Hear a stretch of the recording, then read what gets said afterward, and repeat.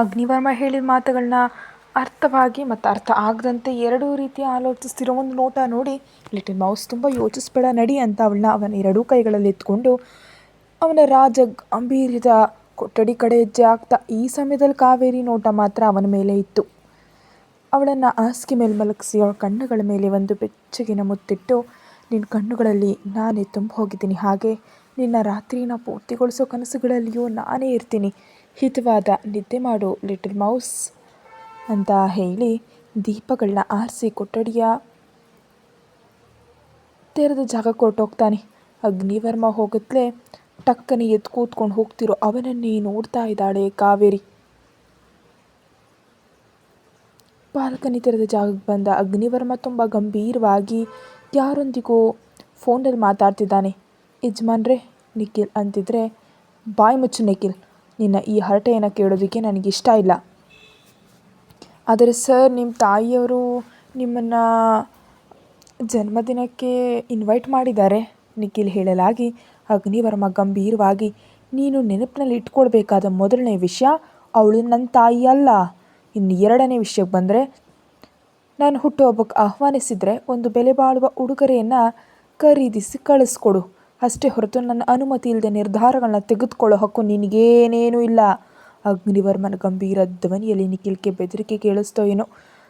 I am sorry sir, ನೀನು ಕ್ಷಮೆಯನ್ನು ತಗೊಂಡು ಒಲೆಯಲ್ಲಿ ಹಾಕು, ಒಂದು ವಾರ ನಿನ್ನ ಕೆಲಸದಿಂದ ವಜಾಗೊಂಡಿದೆಯಾ ಅಂತ ಹೇಳಿ ನಿಖಿಲ್ ಹೇಳೋ ಮಾತುಗಳನ್ನ ಕೇಳಿಸ್ಕೊಳ್ಳದೆ ಕಾಲ್ ಕಟ್ ಮಾಡಿಬಿಟ್ಟ. ಕೊಠಡಿಯೊಳಗೆ ಬಂದ ಅಗ್ನಿವರ್ಮನ ನೋಟ ಮುದುಡ್ಕೊಂಡು ಮಲಗಿರೋ ಕಾವೇರಿ ಕಡೆ ಹೋಯಿತು. ಅಷ್ಟರಲ್ಲೇ ಕೊಠಡಿಯಲ್ಲಿದ್ದ ದೀಪಗಳು ಎಲ್ಲವೂ ಆರು ಹೋಗಿದ್ವು. ಕೇವಲ ಹಾಸಿಗೆ ಪಕ್ಕದ ಸಣ್ಣ ದೀಪ ಮಾತ್ರ ಉರಿದಿತ್ತು. ಆ ಮಂದ ಬೆಳಕಿನಲ್ಲಿ ಕಾವೇರಿ ಅವನಿಗಿನ್ನಷ್ಟು ಅಂದವಾಗಿ ಕಾಣಿಸಿದ್ಲೋ ಏನೋ. ಅವಳ ಹತ್ರಕ್ಕೆ ಹೋಗಿ ಅವಳ ಕೆನ್ನೆಗಳನ್ನು ಸವರ್ತಾ, ಲಿಟಲ್ ಮೌಸ್ ನಿದ್ದೆ ಮಾಡ್ತಿದ್ಯಾ? ಅಗ್ನಿವರ್ಮ ತುಂಬ ಮೆಲ್ಲಗೆ ಗುಯ್ಗುಡ್ತ. ಅವಳ ಕಿವಿ ಹತ್ರ ಅವನ ತುಟಿಗಳನ್ನ ತಾಗಿಸ್ತಾ ಕೇಳ್ದ. ಅವನ ಮಾತುಗಳಿಗೆ ಕಾವೇರಿ ಇನ್ನಷ್ಟು ಮುದುಡ್ಕೊಳ್ತಾ ಅಂದ್ಲು. ನನಗಾಗಿ ನೀನು ಕಾಯ್ತಿರ್ಲಿಲ್ವಾ? ಅವಳ ಕುತ್ತಿಗೆಯ ಸಂಧಿಯಲ್ಲಿ ಮುಂಗಾಯಿ ಬೆರಳುಗಳಿಂದ ತಾಗಿಸ್ತಾ ಕೇಳ್ದ. ಕಾವೇರಿಯಿಂದ ಯಾವುದೇ ಉತ್ತರ ಬರಲೇ ಇಲ್ಲ. Little mouse. ಅಗ್ನಿವರ್ಮನ್ ಧ್ವನಿ ಇವಾಗ ಸಣ್ಣದಾಗಿ ಹೆಚ್ಚಾಯಿತು. ಕಾವೇರಿ ಅವಳ ಕೆನ್ನೆಗಳ ಮೇಲೆ ರಫ್ ಆಗ್ತಿರೋ ಅವನ ಕೈ ಸ್ಪರ್ಶಕ್ಕೆ ಅವನ ಕಡೆ ತಿರುಗಿ ಟಕ್ಕನೆ ಕಣ್ತೆರೆದ್ಲು. ಸಡನ್ನಾಗಿ ಅವನನ್ನು ತನ್ನ ಮುಖಕ್ಕಷ್ಟು ಹತ್ತಿರವಾಗಿ ಅವಳು ನಿರೀಕ್ಷಿಸಿರಲಿಲ್ಲ. ಗಾಬರಿ ಬಿದ್ದು ಮೇಲಕ್ಕೆದ್ದು ಕೂತ್ಕೊಳ್ಳೋದಕ್ಕೆ ಹೋಗ್ತಿದ್ರೆ, ಹೇಯ್ ಲಿಟಲ್ ಮೌಸ್, ಚುಪ್, ಗಾಬರಿ ಆಗಬೇಡ, ಇದು ನಾನು ನಿನ್ನ ಅರ್ಧ ಭಾಗ ಅನ್ನುತ್ತಾ ಅವಳನ್ನು ಅವನ ಎದೆಗೆ ಅಪ್ಪಿಕೊಳ್ಳಲು ಕಾವೇರಿಗೆ ಏನು ಮಾತಾಡಬೇಕೋ ಅರ್ಥ ಆಗದೆ ಹಾಗೆ ಮೌನವಾಗಿ ಅವನ ಎದೆ ಮೇಲೆ ತಲೆಯನ್ನು ವಾಲಿಸಿದ್ಲು. ನನಗೆ ನನ್ನ ತಂದೆ ತಾಯಿಯರನ್ನ ಭೇಟಿ ಆಗಬೇಕು ಹೇಳಿದಕ್ಕಾಗ ಅವನ ಅಂಗಿಯನ್ನು ಗಟ್ಟಿಯಾಗಿ ಹಿಡ್ಕೊಳ್ತಾ ಕೇಳಿದ್ಲು. ಆ ಪ್ರಶ್ನೆಯನ್ನು ಕೇಳಿದ್ಲೆ ಅಗ್ನಿವರ್ಮ ಅವಳ ಮುಖವನ್ನು ಕೈಯೊಳಗೆ ತೆಗೆದುಕೊಂಡು, ನೀನು ನಿಜವಾಗಿಯೂ ಹೇಳ್ತಿದ್ಯಾ ಲಿಟಲ್ ಮೌಸ್? ತಕ್ಷಣ ಕಾವೇರಿ ತಲೆ ಆಡಿಸಿದ್ಲು. ಇಲ್ಲ, ನೀನು ನಿನ್ನ ಹೆತ್ತವರನ್ನ ಭೇಟಿಯಾಗಲ್ಲ, ಇನ್ನು ಮಲಗು, ಇಷ್ಟಲ್ಲೇ ನಿನ್ನ ನಿದ್ದೆಗೆ ತುಂಬ ತಡ ಆಗಿದೆ ಅಂತ ಗಂಭೀರವಾಗಿ ಹೇಳವಳನ್ನ ಮಲಗಿಸ್ದ. ಆದರೆ ಕಾವೇರಿ ಏನೋ ಕೇಳೋಷ್ಟರಲ್ಲಿ, ನಾಳೆ ನಾವಿಬ್ಬರು ಸೇರಿ ರುದ್ರಾಭಿಷೇಕ ಮಾಡಬೇಕು, ಸೊ ಯೂಸ್ಲೆಸ್ ವಿಷಯಗಳ ಮೇಲೆ ಸಮಯ ವ್ಯರ್ಥ ಮಾಡಬೇಡ ಅಂತ ಹೇಳಿ ಹೋಗ್ತಿದ್ರೆ ಕಾವೇರಿ ಹಾಸಿಗೆ ಮೇಲಿಂದ ಕೆಳಗಿಳಿದು, ಇಲ್ಲ, ನೀನು ನನ್ನಿಂದ ಏನೋ ಮುಚ್ಚಿಡ್ತಿದ್ಯಾ, ಯಾಕೆ ಮುಚ್ಚಿಡ್ತಿದ್ಯಾ ನೀನು? ಕಾವೇರಿ ಕೇಳ್ತಾ ಇದ್ದರೂ ಅಗ್ನಿವರ್ಮ ಅವಳನ್ನು ಲೆಕ್ಕಿಸ್ಕೊಳ್ಳದೆಯೇ ಕೊಠಡಿಯಿಂದ ಹೊರಗೆ ಬಂದೇ ಬಿಟ್ಟ. ಅಗ್ನಿವರ್ಮ ಅವಳ ಮಾತುಗಳನ್ನ ಲೆಕ್ಕಿಸ್ಕೊಳ್ಳದೆ ಹೊರಗೆ ಬಂದುಬಿಟ್ಟ ಅನ್ನೋ ಕೋಪವೋ ಏನೋ ಗೊತ್ತಿಲ್ಲ. ಸುಳ್ಳು ಹೇಳಿದಿರಲ್ವೇ ನಾನು ನೆನಪನ್ನು ಕಳ್ಕೊಂಡಿದ್ದೀನಿ ಅಂತ, ಅದನ್ನೇ ಲಾಭವಾಗಿ ತೆಗೆದುಕೊಂಡು ನನಗೆ ಪ್ರತಿಯೊಂದನ್ನು ಸುಳ್ಳೇ ಹೇಳ್ತಿದ್ದೀರಲ್ವಾ? ತುಂಬ ಗಟ್ಟಿಯಾಗಿ ಕೇಳಿದ್ಲು. ಅವಳ ಮಾತುಗಳಿಗೆ ಅಗ್ನಿವರ್ಮ ಮುಂದಕ್ಕಿಡ್ತಿದ್ದ ಹೆಜ್ಜೆ ಅಲ್ಲೇ ನಿಂತು ಹೋಯಿತು. ನಾನು ಹೇಳಿದ ನಿಜಾನೇ ತಾನೇ? ಅವನ ಕೋಪಕ್ಕೆ ಇನ್ನಷ್ಟು ಬೆಂಕಿ ಹೆಚ್ಚುವಂತಂದ್ಲು ಮತ್ತೆ. ಬಲವಂತವಾಗಿ ಅಗ್ನಿವರ್ಮ ಅವಳ ನಡುವನ್ನು ಹಿಡಿದು ಅವನ ಹತ್ರ ಕೆಳ್ಕೊಂಡು ಅಲ್ಲೇ ಇದ್ದ ಗೋಡೆ ಕಂಬ ಕಾವೇರಿನ ಒತ್ತಿ ಹಿಡಿದು ಅವಳ ಮೇಲೆ ಬಾಗ್ತಾ, ಮತ್ತೊಮ್ಮೆ ಹೇಳು ಅಂದ. ನೀನು ನನ್ನಿಂದ ಏನೋ ಮುಚ್ಚಿಡ್ತಿದ್ಯಾ, ಅದಕ್ಕೆ ನಿನ್ನ ನಡವಳಿಕೆ ನನಗೆ ತುಂಬ ವಿಚಿತ್ರವಾಗಿ ಅನ್ನಿಸ್ತಿದೆ ಅಂದ್ಲು. ಹೌದು, ಮುಚ್ಚಿಡ್ತಿದ್ದೀನಿ. ನಿನ್ನ ಹತ್ರ ತುಂಬ ವಿಷಯಗಳನ್ನೇ ಮುಚ್ಚಿಟ್ಟಿದ್ದೀನಿ ಕೂಡ. ಹಾಗಿದ್ರೆ ಇವಾಗೇನಂತೆ? ಅವನು ಹಾಗೆ ಕೇಳಿದ್ಲೆ. ಯಾಕೆ ಯಾಕೆ ಯಾಕೆ ಮುಚ್ಚಿಟ್ಬಿಡ್ತೀಯಾ? ಅವನ ಕಣ್ಣುಗಳೊಳಗೆ ನೋಡ್ತಾ ಪ್ರಶ್ನಿಸಿದ್ಲು. ನಿನಗೋಸ್ಕರ ಲಿಟಲ್ ಮೌಸ್. ನನಗೆ ನೀನು ಬೇಕು, ನೀನು ನನಗೆ ಮುಖ್ಯ. ನನಗೆ ನಿನಗಿಂತ ಯಾವುದು ಹೆಚ್ಚಲ್ಲ. ಅವನ ಧ್ವನಿಯಲ್ಲಿ ಬದಲಾವಣೆ ಬಂತು. ಅಗ್ನಿವರ್ಮನ ಮಾತುಗಳಿಗೆ ಕಾವೇರಿಯ ಕಣ್ಣುಗಳ ಹತ್ರಕ್ಕೆ ಸೇರಿದ್ವು. ಅಗ್ನಿವರ್ಮ ತನ್ನ ಮುಖವನ್ನು ಅವರ ಅಂಗೈಯೊಳಗೆ ತೆಗೆದುಕೊಂಡು, ಲಿಟಲ್ ಮೌಸ್, ಈಗಾಗಲೇ ತಡ ಆಗಿದೆ, ತಪ್ಪು ಹೆಜ್ಜೆ ಇಡಬೇಡ. ಅಗ್ನಿವರ್ಮ ಅವನ ಮಾತು ಮುಗಿಸೋ ಅಷ್ಟರಲ್ಲಿ ಕಾವೇರಿ ಅವನ ಕೈಗಳನ್ನ ಪಕ್ಕಕ್ಕೆ ತಳ್ಳಿ ಮೂಗು ಕೆಂಪು ಮಾಡಿಕೊಂಡು ಅವನನ್ನು ಒಂದು ನೋಟ ನೋಡಿ ಹಾಸಿಗೆ ಕಡೆ ಹೋಗ್ತಿದ್ರೆ, ಕೋಪದಿಂದ ಹೋಗ್ತಿರೋ ಅವಳನ್ನ ನೋಡ್ತಾ ಒಮ್ಮೆಲೆ ಮುಂದಕ್ಕೆ ಬಂದು ಕಾವೇರಿಯನ್ನು ಹಿಂದಿನಿಂದ ಅವನೆರಡೂ ಕೈಗಳಿಂದ ಅನಾಹುತ್ತಾಗಿ ಎತ್ಕೊಂಡು ಅವಳನ್ನ ಹಾಸಿಗೆ ಮೇಲೆ ಸೇರಿಸಿ, ತದನಂತರ ಅವನು ಅವಳ ಮೇಲೆ ಬಂದು ಅವಳ ಮುಂಗುರುಳಿನೊಂದಿಗೆ ಆಟ ಆಡ್ತಿದ್ರೆ ಕಾವೇರಿ ಮೌನವಾಗಿ ಬೇಸರದಿಂದ ಮುಖವನ್ನು ಇನ್ನೊಂದು ಕಡೆ ತಿರುಗಿಸ್ಕೊಂಡ್ಳು. ಲಿಟಲ್ ಮೌಸ್, ಅವನು ಕರೆದ ಕರೆಗೆ ಕಾವೇರಿ ತಲೆ ಅಡ್ಡವಾಗಾಡಿಸಿದ್ಲು. ಆದರೆ ಅವನ ಕಡೆ ಮಾತ್ರ ನೋಡಲಿಲ್ಲ. ಬಾಲಿಶವಾಗಿ ನಡ್ಕೊಳ್ತಿರೋ ಅವನ್ನ ಮತ್ತೊಮ್ಮೆ ನೋಡಿ, ಓಯ್, ಒಂದು ಬಾರಿ ನನ್ನ ಕಡೆ ನೋಡು ಅಂದ. ಇಲ್ಲ, ನೀವು ನಿಜ ಹೇಳಿದ್ರೆ ಆಗ ನಿಮ್ಮ ಕಡೆ ನಾನು ನೋಡ್ತೀನಿ ಅಂದ್ಲು.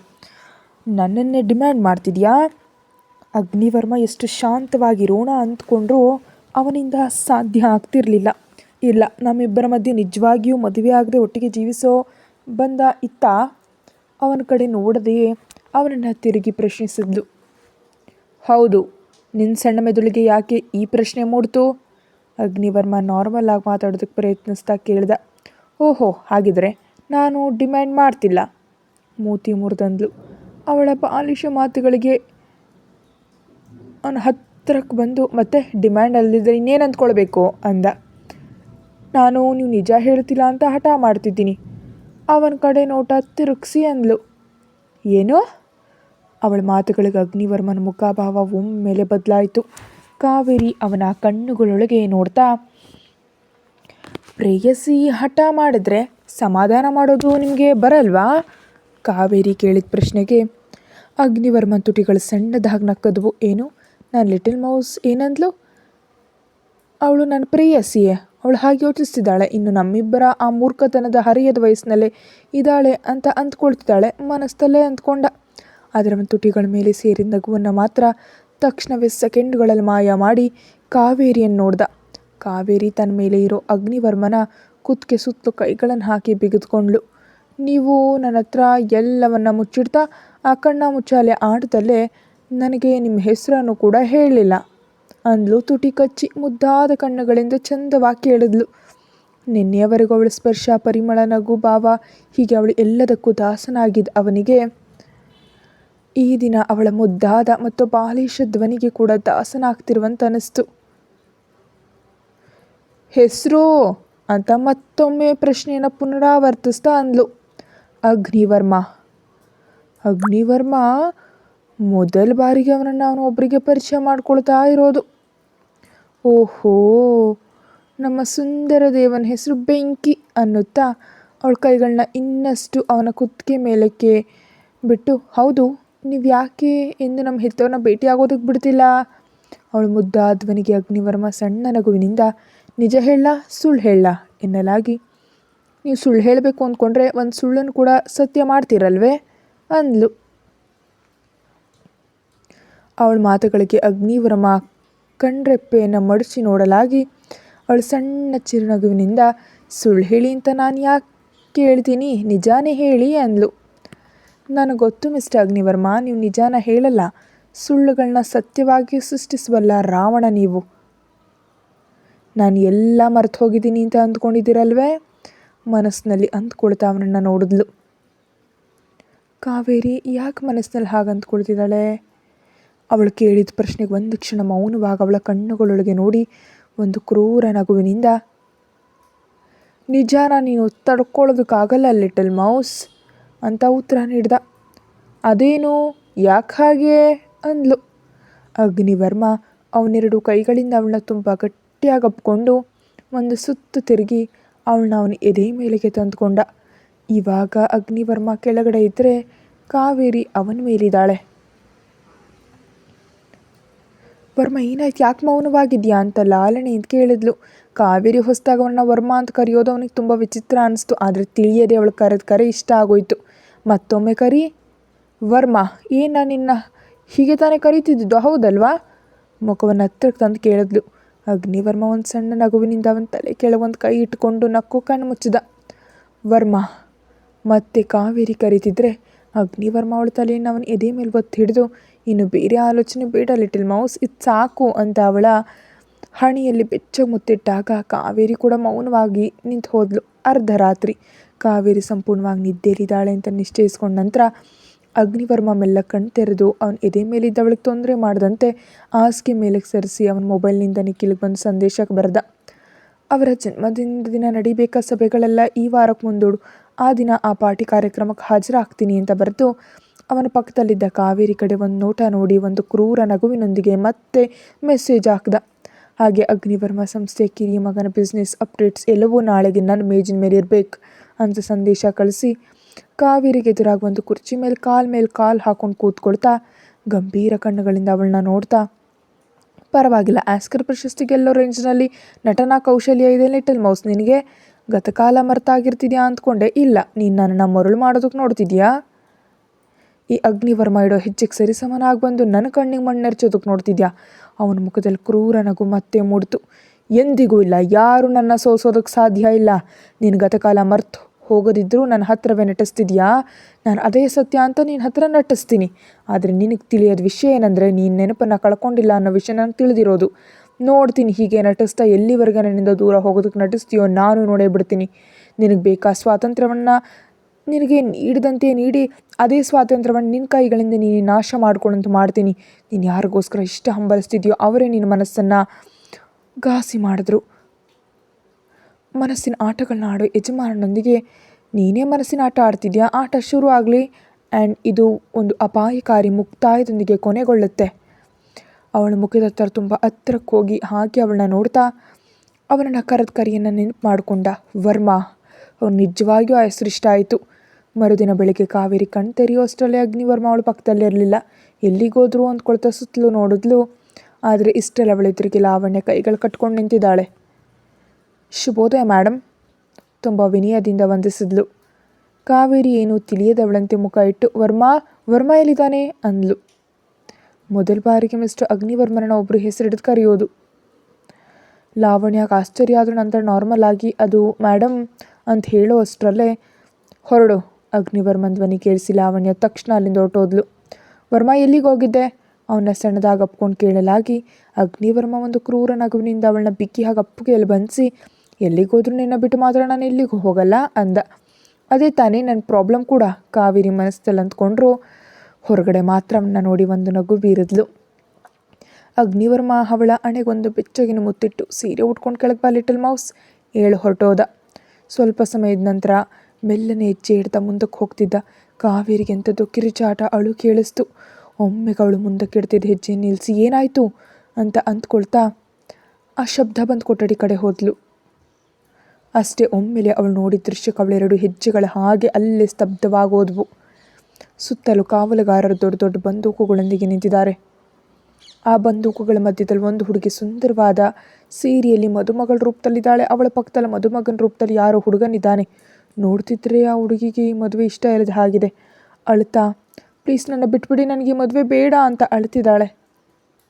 ಅವಳ ಪಕ್ಕದಲ್ಲೇ ಇಬ್ಬರು ದಂಪತಿಗಳು ಕೂಡ ಇದ್ದಾರೆ. ಬಹುಶಃ ಆ ಹುಡುಗಿಯ ತಂದೆ ತಾಯಿಯರೇನೋ. ಅವರು ಕೂಡ ನಮ್ಮ ಮಗಳನ್ನು ಬಿಟ್ಟುಬಿಡಿ, ನಾವು ಇಲ್ಲಿಂದ ತುಂಬ ದೂರ ಹೊರಟು ಹೋಗ್ತೀವಿ ಅಂತ ಅವರ ಎದುರಿಗಿದ್ದ ಎಂಥದ್ದೇ ಭಾವನೆ ಹೇಳಿದ ಕ್ರೂರ ಪ್ರಾಣಿಯನ್ನು ಬೇಡ್ಕೊಳ್ತಿದ್ದಾರೆ. ಮೌನವಾಗಿ ಆ ಹುಡುಗಿಗೆ ಇಷ್ಟ ಇಲ್ಲ ಮದುವೆನ ಹತ್ರ ನಿಂತು ಮಾಡಿಸ್ತಿದ್ದಾನೆ ಅಗ್ನಿವರ್ಮ. ಆ ಹುಡುಗಿ ಬೇಡ್ಕೊಳ್ತಾ ಅಳ್ತಿದ್ರೆ ಕಾವೇರಿಗೆ ಅಗ್ನಿವರ್ಮ ತನ್ನ ಬಲವಂತವಾಗಿ ತೆಗೆದುಕೊಂಡು ಬಂದಿದ್ದ ನೆನಪಿಗೆ ಬಂದು ಕೋಪ ಬಂತು. ಹೀಗೆ ನನ್ನಂತೆ ಇನ್ನು ಎಷ್ಟು ಜನರ ಜೀವನದೊಂದಿಗೆ ಚೆಲ್ಲಾಟ ಆಡ್ತೀಯಾ? ಅಗ್ನಿವರ್ಮನ್ನ ನೋಡಿ ಕೋಪದಿಂದ ಮನಸ್ಸಲ್ಲಿ ಅಂದ್ಕೊಳ್ತಾ ಹೊರಗಡೆ ಮಾತ್ರ ಒಂದು ಸುಳ್ಳು ನಗುವಿನಿಂದ, ವರ್ಮ ಏನಾಗ್ತಿದೆ ಇಲ್ಲಿ ಅಂದ್ಲು. ಅವಳನ್ನ ನೋಡುತ್ತಲೇ ಅಗ್ನಿವರ್ಮನ ಮುಖದಲ್ಲಿ ಒಂದು ಸಣ್ಣ ನಗು ಮೂಡ್ತು. ಬಾ ಲಿಟಲ್ ಮೌಸ್, ನಿನಗ ಕಾಯ್ತಿದ್ದೀನಿ ಅಂತ ಎಲ್ಲರ ಮುನ್ನ ಅವಳು ಕೈ ಹಿಡಿದು ಅವನ ಒಡಲಿನಲ್ಲಿ ಕೂರಿಸ್ಕೊಳ್ತಿದ್ರೆ ಕಾವೇರಿ ಒಮ್ಮೆಲೆ ಇದ್ದು, ವರ್ಮ ಏನು ಮಾಡ್ತಿದ್ದೆ, ಎಲ್ಲರೂ ಇದ್ದಾರೆ ಅಂದ್ಲು. ಅವಳ ಮಾತುಗಳನ್ನ ಲೆಕ್ಕಿಸ್ಕೊಳ್ದೆ ಅಗ್ನಿವರ್ಮ ಅವಳ ಕೈ ಹಿಡಿದು, ನನಗೆ ಯಾವುದರ ಚಿಂತೆಯೂ ಇಲ್ಲ ಲಿಟಲ್ ಮೌಸ್ ಅಂತ ಅವಳನ್ನು ಅವನ ಒಡಲಿನಲ್ಲಿ ಕೂರಿಸ್ಕೊಂಡ. ಕಾವೇರಿ ತನ್ನ ಎದುರಿಗೆ ಅಳ್ತಿರೋ ಹುಡುಗಿಯನ್ನು ಕರುಣೆಯಿಂದ ಒಂದು ನೋಟ ನೋಡಿ, ವರ್ಮ ಇವ್ರು ಯಾರು ಪಾಪ, ಆ ಹುಡುಗಿಗೆ ಮದುವೆ ಇಷ್ಟ ಇಲ್ದಿದ್ದಾಗ ಯಾಕೆ ಬಲವಂತ ಮಾಡಿ ಮದುವೆ ಮಾಡಿಸ್ತಿದ್ಯಾ, ಅವಳು ಇದಕ್ಕೆ ಅರ್ಹಳು ಲಿಟಲ್ ಮೌಸ್. ಅಗ್ನಿವರ್ಮ ಅವಳು ಕುತ್ತಿಗೆ ಒಂಪಿನಲ್ಲಿ ತಲೆ ವಾಲಿಸ್ತಾ ಸಮಾಧಾನ ನೀಡಲಾಗಿ ಒಂದು ಕ್ಷಣ ಕಾವೇರಿಗೆ ಅಗ್ನಿವರ್ಮನ ಕ್ರೂರ ಭಾವನೆಗಳ ತಲೆ ತಿರುಗಿ ಒಡಲು ಜಲ್ಲಂತು. ಆದರೆ ನಾರ್ಮಲ್ ಆಗಿರೋದಕ್ಕೆ ಪ್ರಯತ್ನಿಸ್ತಾ, ಆದರೆ ವರ್ಮ ಹಾಗೆ ಬಲವಂತ ಮಾಡೋದು ತಪ್ಪಲ್ವಾ ಅಂದ್ಲು. ಅಗ್ನಿವರ್ಮ ಅವನ ತಲೆಯನ್ನು ಅಡ್ಡವಾಗಾಡಿಸಿ, ಅದರಲ್ಲಿ ತಪ್ಪೆಲ್ಲಿದೆ ಲಿಟಲ್ ಮೌಸ್, ಆ ಹುಡುಗಿ ಅವನನ್ನು ಪ್ರೀತಿಸ್ತಿರುವಂತೆ ನಂಬಿಸಿ ನಟಿಸಿ ಮೋಸ ಮಾಡಿದಾಳೆ. ಇವಾಗ ಅದು ನಟನೆ ಅಂತ ಆ ಹುಡುಗನಿಗೆ ತಿಳಿತಲೇ ವಿಚ್ಛೇದನ ಪಡೆಯೋಣ ಅಂದ್ಲಂತೆ. ಅದು ನನಗಿಷ್ಟ ಆಗಲಿಲ್ಲ, ಅದಕ್ಕೆ ಬಲವಂತ ಮಾಡಿ ಮದುವೆ ಮಾಡಿಸ್ತಿದ್ದೀನಿ ಅಂದ. ಅವನ ಮಾತುಗಳನ್ನ ಕೇಳ್ತಿದ್ರೆ ಆ ಮಾತುಗಳು ಪರೋಕ್ಷವಾಗಿ ಅವಳನ್ನೇ ಅಂದ ಹಾಗಿತ್ತು ಕಾವೇರಿಗೆ. ಇವಾಗ ಅವಳು ಗತಕಾಲ ಮರೆತಾಗಿ ನಟಿಸ್ತಿದ್ದಾಳೆ ಅಂತ ಅವನಿಗೆ ತಿಳಿದ್ರೆ ಆ ಆಲೋಚನೆ ಕಾವೇರಿಗೆ ಭಯ ಆಯಿತು. ಮೆಲ್ಲಗೆ ಅವನ ಒಡಲಿನಿಂದ ಎದ್ದು, ವರ್ಮ ನಾನು ಹೋಗ್ತೀನಿ ಅಂದ್ಲು. ತಕ್ಷಣ ಅಗ್ನಿವರ್ಮ ಹೋಗ್ತಿರೋವಳ ಕೈ ಹಿಡಿದು, ಎಲ್ಲಿಗೆ ಲಿಟಲ್ ಮೌಸ್, ಇವರಿಬ್ಬರು ಮದುವೆ ಮುಗಿದ ನಂತರ ಮುಂದಿನ ನಮ್ಮದೇ ಅಂದ. ಅವನ ವಿಚಿತ್ರ ಮಾತುಗಳನ್ನ ಕೇಳುತ್ತಲೇ ಕಾವೇರಿ ಹತ್ತಿರಕ್ಕೆ ತಂದು ಅವನ್ನ ನೋಡಿದ್ಲು. ಅವಳು ನೋಟಕ್ಕೆ ಅವನು ಒಂದು ಸಣ್ಣ ನಗು ನಕ್ಕು ಬಲವಂತವಾಗಿ ಅವಳ ಕೈ ಹಿಡಿದು ಎಳೆಯಲಾಗಿ ಅವಳು ಅವನ ಒಡಲು ಸೇರಿದ್ಲು.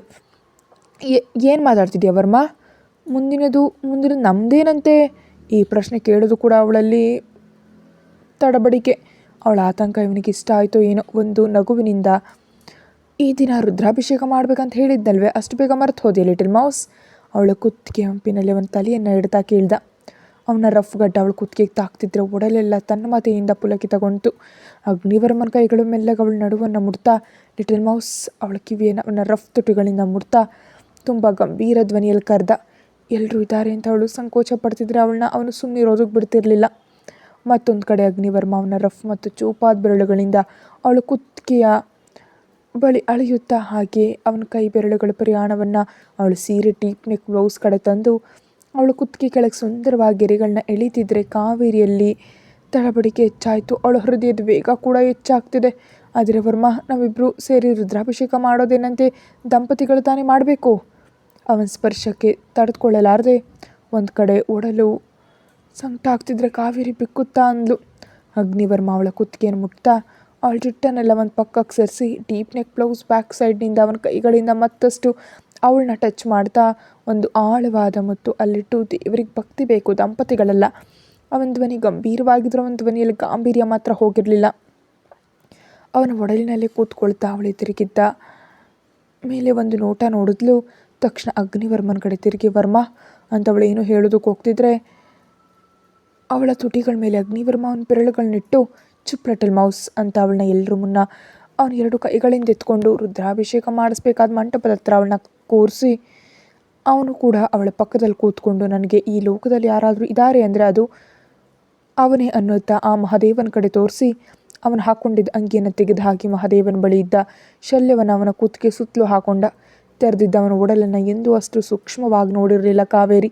ಆದರೆ ಅವನು ಅವಳ ಮುನ್ನವೇ ಹಾಗೆ ಅಂಗಿ ತೆಗೆದಿದ್ದು ಗಟ್ಟಿಯಾಗಿದ್ದವನಿದೆ ಫುಲ್ ಮಸ್ಕ್ಯುಲರ್ ಆಗಿದ್ದ ಹೊಟ್ಟೆ ಭಾಗವನ್ನು ನೋಡುತ್ತಲೇ ತಿಳಿಯದೆ ಅವಳ ನೋಟ ಹಾಗೆ ಅವನ ಮೇಲೆ ನಿಂತು ಹೋಯಿತು.